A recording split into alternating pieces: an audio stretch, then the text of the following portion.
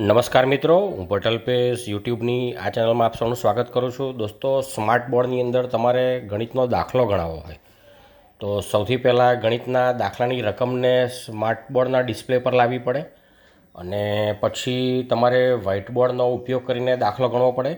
તો આ કેવી રીતે કરી શકાય? ચાલો આપણે આ વિડીયોમાં એની સમજ મેળવીએ. સ્માર્ટ બોર્ડની મદદથી ગણિતનો દાખલો કેવી રીતે ગણી શકાય, રકમને સ્માર્ટ બોર્ડમાં એટલે કે વ્હાઇટ બોર્ડમાં કેવી રીતે લાવી શકાય. આમ તો એની કોઈ ચોક્કસ રીત ના હોય, તમે તમારી રીતે પણ ગણાવી શકો, પણ અહીંયા આગળ હું તમને એક રીત સજેસ્ટ કરી શકું. તો સૌથી પહેલાં હું વ્હાઇટ બોર્ડને ઓપન કરીશ, કેમ કે એમાં હું લખી શકું છું, દાખલો ગણી શકવાનો છું. હવે અહીંયા કોર્નર પર તમે જુઓ, અહીંયા હું સિલેક્ટ ઓપ્શન લાવી દઉં છું. અહીં કોર્નર પર જો મેનુ લખ્યું છે, હું એની પર ક્લિક કરવાનો છું. મેનુમાં હું ઓપન કરવાનો છું. હું શું ઓપન કરવાનો છું મિત્રો? તો દાખલાની રકમ ઓપન કરવા માગું છું, એટલે મેં ઓલરેડી PDF મારા ફોલ્ડરમાં સેવ કરી રાખી છે. ઓપન કરીશ. લોકેશન મને ખબર છે, આ ARB નામનું ફોલ્ડર છે એમાં છે, અને ચેપ્ટર 14 હું માની લો કે પસંદ કરું છું. હવે ચેપ્ટર 14 ઓપન થઈ ગયું છે. હવે હું મને સ્ક્રોલ કરીને મારી રકમ મેળવી શકું છું. અહીંથી આ નીચે એરો દેખાય છે, એની મદદથી તમે આને, આ જે સ્ક્રીન છે એને તમે નાની મોટી કરી શકો છો. આ રીતે અહીંથી આ જો મોટી થાય છે, અને જરૂર પડે તમે નાની પણ કરી શકો છો. હવે હું મારા દાખલાની રકમ લાવી દઉં છું. પહેલાં કોઈ પણ એક દાખલો પસંદ કરું છું, અને સાઈડ પર પણ લઈ જઈ શકું છું. આ રીતે અહીંથી સરકાવીને ડ્રેગ કરીને આ રીતે જુઓ, અહીં ઉપર કોર્નર પર આ રીતે મારી અનુકૂળ જગ્યાએ હું સેટ કરી શકું છું. હવે હું એક દાખલો પસંદ કરી લઉં. સૌથી પહેલાં તમે આ રીતે દાખલો પણ રાખી શકો છો, કોઈ પ્રશ્ન નથી. અને અહીંથી આમ ખેંચીને ડ્રેગ કરીને સ્ક્રીનને મોટી પણ કરી શકો છો. સૌથી પહેલાં આપણે એક દાખલો પસંદ કરી લઈએ, ચાલો પછી વાત કરીએ. ઓકે, માની લો કે મારે જે દાખલો ગણાવવો છે એ 5મા નંબરનો દાખલો ગણાવવો છે, તો હું એને હાઇલાઇટ પણ કરી શકું છું. એના માટે હું અહીંયા આગળ ક્લિક કરીશ. જુઓ, સ્પોટલાઇટને પસંદ કરવાનો છું, આર્યું, અને સ્પોટલાઇટ જે છે એને ખેંચીને હું બતાવી શકું છું વિદ્યાર્થીને કે ભાઈ આ 5મા નંબરનો દાખલો જે છે એ હું ગણાવવા માગું છું તમને હાઇલાઇટ કરવા માટે. ચલો, હું બહાર ક્લિક કરીશ એટલે સ્પોટલાઇટ આપોઆપ બહાર બંધ થઈ જશે, અને ક્વિટ કરી દઉં છું અહીંથી, એટલે નોર્મલ મોડમાં આવીશું. હવે મારે 5મો દાખલો ગણાવવો છે, 5મો દાખલો. તો હું આને કટ કરી લઉં છું આ રીતે. અહીંથી આ ક્રોપ નિશાન છે એની પર ક્લિક કરીશ એટલે આ ક્રોપ થઈ જશે મિત્રો. આની પર ક્લિક કર્યું છે મેં.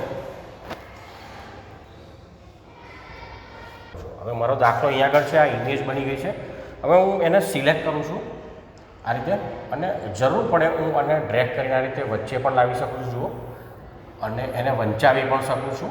હવે મારે દાખલો ગણવો છે, તો મારે પેન ટૂલ પસંદ કરવું પડશે. અહીંયા નીચે પેન ટૂલ, અને હું લખીશ અહીંયા આગળ કે ભાઈ દાખલા નંબર 5 છે, 5મો દાખલો. બ્લેક કલર આવે છે તો હું એને વ્હાઇટ કલર આવે છે તો હું એને બ્લેક કલર પસંદ કરીશ. અહીંયા આગળ જઈશ અને હું બ્લેક પસંદ કરીશ. ને આ જે લખ્યું છે મેં એને હું ભૂસી નાખવા માગું છું. હવે હું ઇરેઝર પસંદ કરીશ, અને આ જે લખ્યું છે એને ભૂસી નાખું છું એટલે જતું રહેશે. નીચેનો ભાગ છે એને પણ ભૂસી નાખું છું. ઓકે, હવે પેન ટૂલમાં જઈશ પાછો, અને લખીશ દાખલા નંબર 5. તમે જોઈ શકો છો દાખલો 5 જાડું પડે છે મને. પેન હું મારી જે છે થોડીક નેરો કરું છું, સાંકડી કરું છું, અને હવે હું બહાર ક્લિક કરીશ.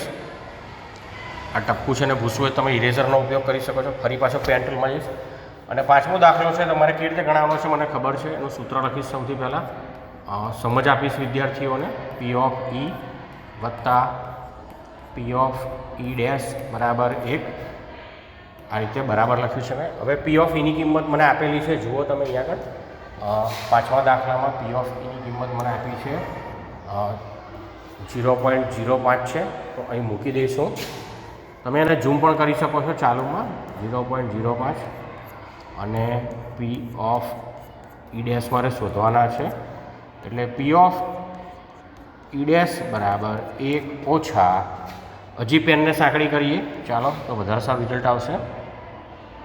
હા, માઇનસ 0.05, અને હવે જવાબ લખી દઉં છું 0.95, અને P of E ડેશ બરાબર તમે ફરી સ્પોટલાઇટનો ઉપયોગ કરીને જવાબને હાઇલાઇટ કરી શકો છો. સિલેક્ટ કરીને તમે આજે તો આ રીતે તમે દાખલો ગણી શકો છો.